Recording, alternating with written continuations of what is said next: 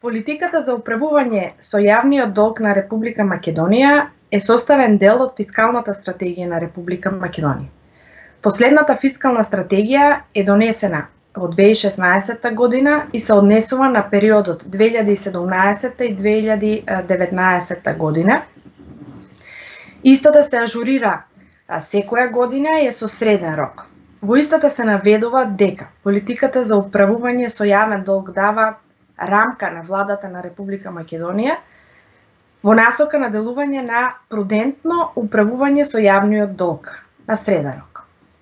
Во овој стратешки период, движењето на јавниот долг, тоа значи државниот долг и гарантираниот долг, проектира умерен раст, што значи дека среднорочната стратегија, според последната фискална стратегија, не е во насока на намалување на јавниот долг, туку негов умерен раст.